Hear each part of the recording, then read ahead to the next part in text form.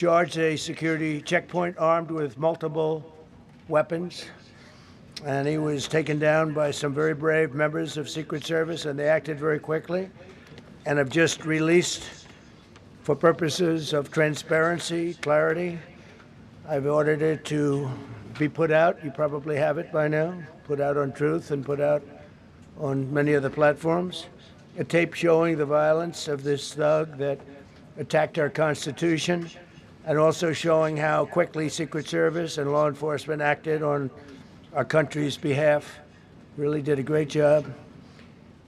One officer was shot, but saved by the fact that he was wearing obviously a very good bulletproof vest. He was shot from very close distance with a very powerful gun, and the vest did the job.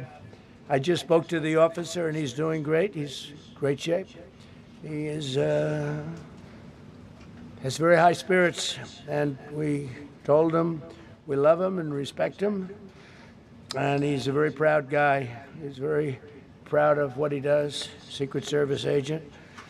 And we looked at all of the conditions that took place tonight, and I will say, it's not a particularly secure building, and I didn't want to say this, but this is why we have to have all of the attributes of what we're planning at the White House. It's actually a larger room, and it's much more secure. It's drone-proof, it's bulletproof glass. We need the ballroom. That's why Secret Service, that's why the military are demanding it.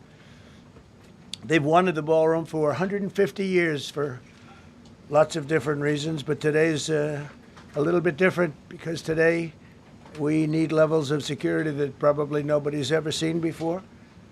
But everyone owes a tremendous debt of gratitude to the courage of law enforcement, the law enforcement, and working with the D.C. police. And we just spoke with the mayor. And when we're finished, the police chief is going to take over and discuss it also from their viewpoint. But they also performed exactly as they were supposed to. And you see the attacker in different positions, but you also see the attacker totally subdued and under control. So as you know, this is not the first time in the past couple of years that our republic has been attacked by a would-be assassin who sought to kill. In Butler, Pennsylvania, less than 2 years ago, all know that story. And in Palm Beach, Florida, a few months after that, we came close. We really had, again, we had some great work done by law enforcement. But in light of this evening's events, I asked that all Americans recommit with their hearts in resolving our difference peacefully. We have to resolve our differences. I will say, you had Republicans, Democrats, independents, conservatives, liberals, and progressives.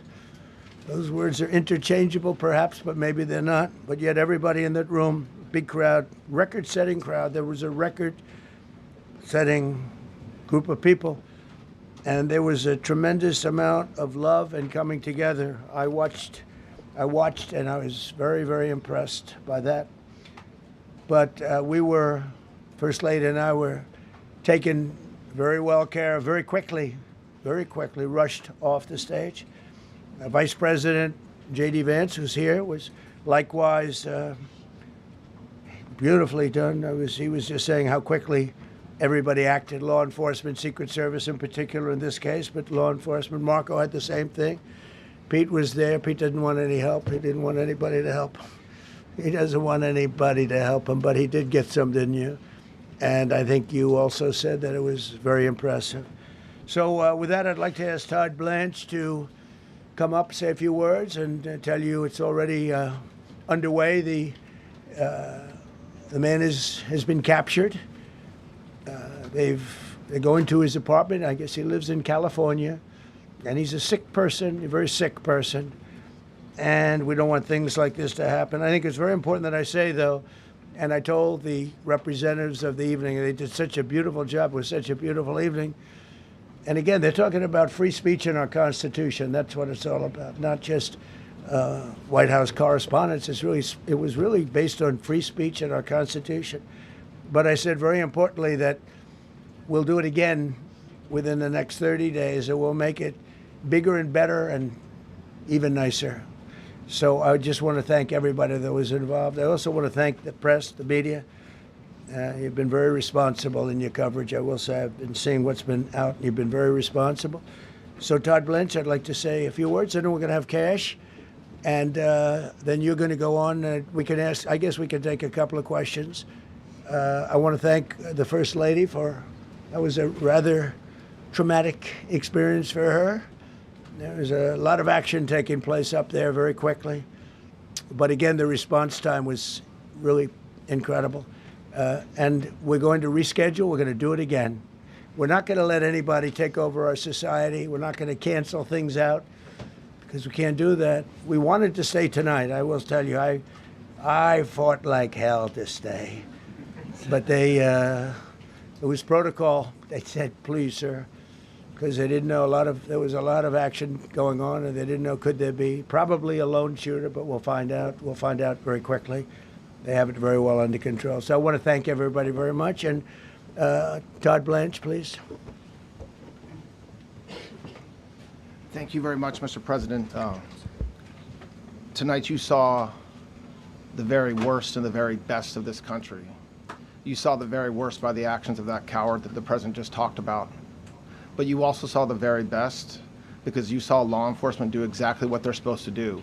And you'll see the videos come out, I expect, very shortly, and you'll see law enforcement do exactly what we want them to do. And so I echo what what President Trump just said, that we are extraordinarily grateful and appreciative of the men and women of law enforcement that did their jobs tonight, including one who was injured. This investigation is ongoing. I expect you will see charges filed shortly. The charges should be self-evident given the conduct, but as you'll hear, there will be multiple charges surrounding the shooting, around the possession of firearms, and anything else that we can get on this guy. The investigation is obviously ongoing and just started. There is federal law enforcement already working on search warrants and doing their job, and I don't want to get ahead of them and don't want to get ahead of the work that they're doing even as we speak. Director Patel and I were just on the crime scene a short while ago, and everybody in this room should rest assured that the Metropolitan Police Department, the FBI, Secret Service, everybody's on the scene doing their job. I know that the police chief is going to give an update from the scene as soon as we're finished here, and I obviously will lead the details of what they have learned to him.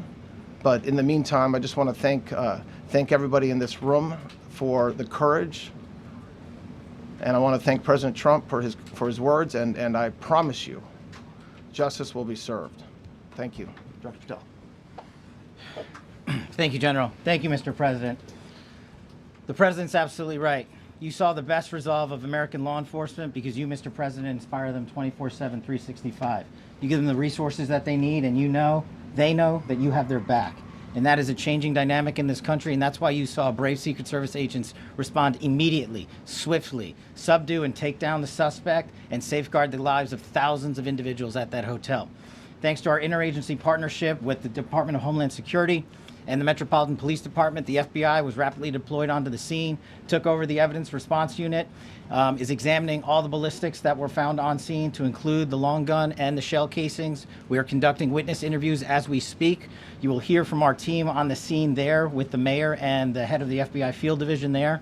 But please know what the Attorney General has just said reigns no truer. You saw the very best of America tonight. The very best unite us at a time of uncertainty, because we have leadership here with the President and the Vice President that backs law enforcement, and the men and women that I shook their hands on the scene today could not have been prouder to show up on scene.